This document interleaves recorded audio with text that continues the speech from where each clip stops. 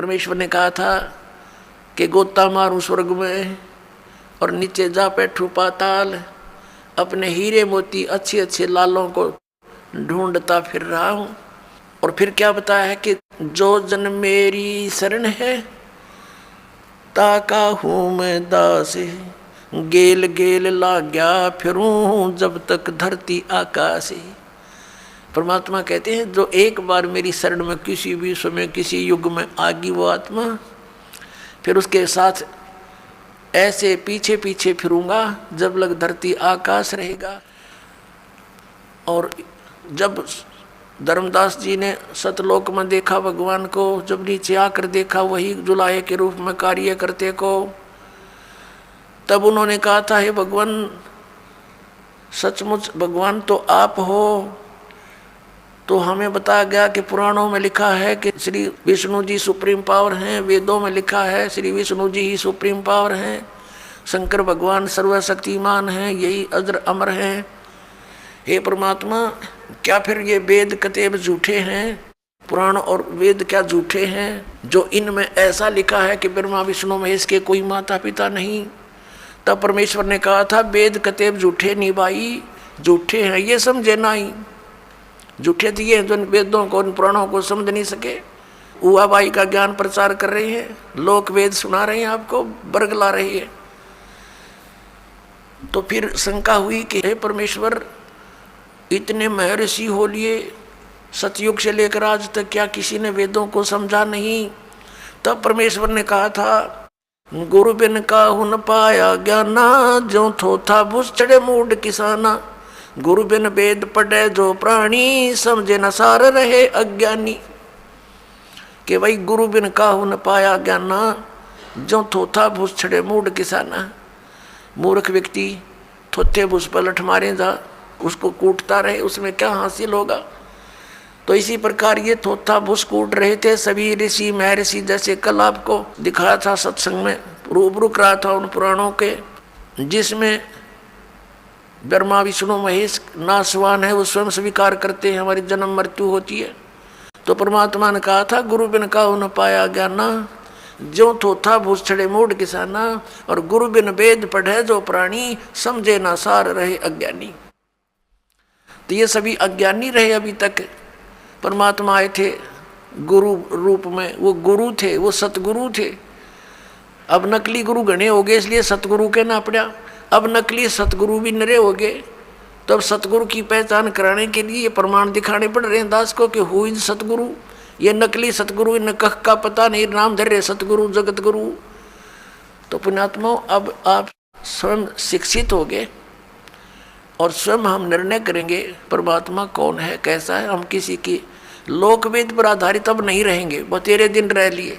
अब ये सारी भूमिका जो दास ने बनाई है, वेदों ने प्रमाणित कर दिया, वो परमात्मा अच्छी आत्माओं को आकर मिलता है, उनको ज्ञान देता है, यथार्थ ज्ञान देता है।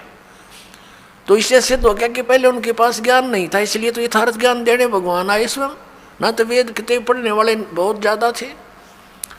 तो सदग्रंथों को वो समझे नहीं, उनको समझाने के लिए ही परमात्मा आते हैं। तो परमेश्वर ने कहा था गोता मारूं स्वर्ग में, जा बैठूं पाताले, कह कबीर ढूंढता फिरूं अपने हीरे मोती लाले। परमेश्वर ने कहा था कि गोता मारूं स्वर्ग में और नीचे जा बैठूं पाताल, अपने हीरे मोती अच्छे अच्छे लालों को ढूंढता फिर रहा हूं।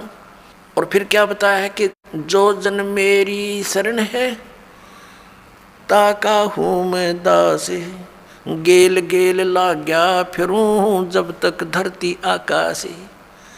परमात्मा कहते हैं जो एक बार मेरी शरण में किसी भी समय किसी युग में आगी वो आत्मा, फिर उसके साथ ऐसे पीछे पीछे फिरूंगा जब लग धरती आकाश रहेगा।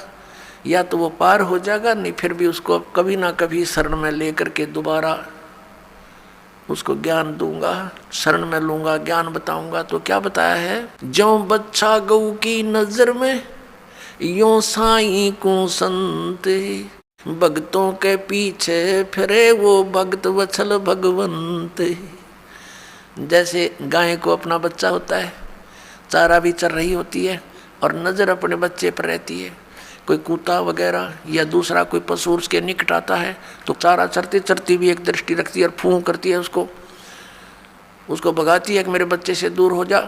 तो कहते हैं जो बच्चा गऊ की नज़र में न्यू साई को संत और भक्तों के पीछे फिर वो भगत वत्सल भगवंत। तो पुण्यात्माओं, इस अज्ञान को हटाने के लिए परमेश्वर स्वयं आते हैं कि परमात्मा कौन है, वो कहाँ रहता है और कैसे वो स्थान प्राप्त हो सकता है जहाँ जाने के बाद साधक फिर लौटकर संसार में नहीं आते। अब आप जी ने देख लिया वेद क्या गवाही देते हैं कि वो परमात्मा अपने उस तीसरे मुक्ति धाम में वहाँ रहता है, वहाँ से चलकर आता है, अच्छी आत्माओं को मिलता है, उनको ज्ञान देता है। उसी आधार से ये गुण है उस परमात्मा की, वो ऐसी लीला करता है। उसी लीला के अंतर्गत कलयुग के अंदर वो परमेश्वर किन किन महान आत्माओं को मिले। आदरणीय धर्मदास साहिब जी बांधोगढ़ वाले को, आदरणीय मलुकदास जी, आदरणीय नानक साहिब जी सिख धर्म के प्रवर्तक को, आदरणीय दादू साहिब जी, आदरणीय गरीबदास साहिब जी गांव छुड़ाने जिला झज्जर हरियाणा वाले को, आदरणीय घीसा दास साहिब जी गांव खेखड़ा जिला मेरठ उत्तर प्रदेश वाले को। इन महापुरुषों के विषय में तो दास को जानकारी है और अन्य बहुत से महापुरुषों को वो ऐसे मिलते हैं। आदरणीय नामदेव जी को भी मिले थे, आदरणीय हजरत मोहम्मद जी को भी मिले थे। हजरत मोहम्मद जी ने परमात्मा के ज्ञान को स्वीकारा नहीं था, बाकी सभी महापुरुषों ने